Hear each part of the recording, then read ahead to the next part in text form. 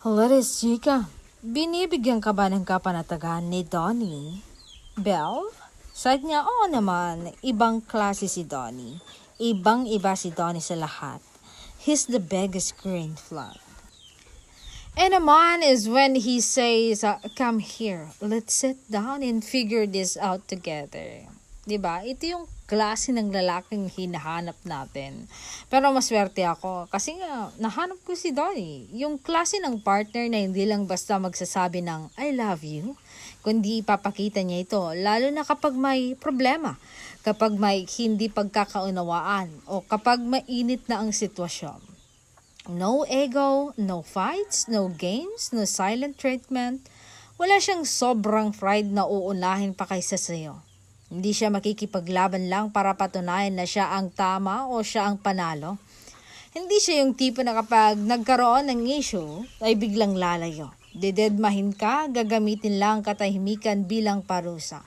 O hahayaan lang na lumaki at lumala ang gulo hanggang sa kayo na mismo ang masira. Hindi siya naglalaro ng damdamin, wala pang pakiramdam, walang paikot-ikot na salita at lalong walang pagtatampo na tumatagal ng ilang araw o linggo para lang iparamdam na may ginawa kang mali. Just a grown man who chooses to sit down and say, I'd rather work through this with you than lose you over something stupid. Isang lalaking totoong may gulang. May tamang pag-iisip at may tunay na pagmamahal. Iyan si Donnie. Alam niyang mas mahalaga ako, mas mahalaga ang samahan namin at mas mahalaga ang aming relasyon kaysa sa anumang argumento. Maliit na bagay o simpleng hindi pagkakaunawaan, alam niya na walang problema na hindi namin kayang ayusin kung magkasama kami at hindi niya hahayaang masira, matapos o mawala kami sa isa't isa dahil lang sa mga bagay na kayo naman ay kayang ludasin ng maayos. Sa mundong napakaraming taong umaalis, tumatakbo at sumusuko sa unang sinyales pa lang ng hirap o problema, napakabihira na lang na makahanap ng lalaking ganito, hindi ba? Yung kapag may gulo, hindi kanya hinahayang harapin ito ng mag-isa.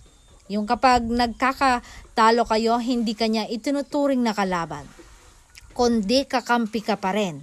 Yung handang ibaba ang sarili, makinig, umunawa at ayusin ang lahat dahil alam niya ang pinakamahalagang bagay ay kayo at ang kung ano ang meron kayo. Ito ang tunay na kapanatagan, no? Ito yung tunay na seguridad. Ito ang tunay na pagmamahal na nagpaparamdam sa iyo na ligtas ako dito. Nandito siya para sa akin at hindi niya ako iiwan kahit anong mangyari. Yan si Donnie. Ang lalaking ganito ay hindi lang basta magaling magmahal. Siya ang lalaking alam kung paano panatilihin at pahalagahan ng pagmamahal.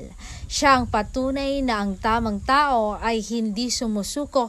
Siya ay nakikipagsabayan, nakikipag-usap at nakikipag-ayos. Dahil mas takot siyang mawala ka kaysa matalo sa isang away.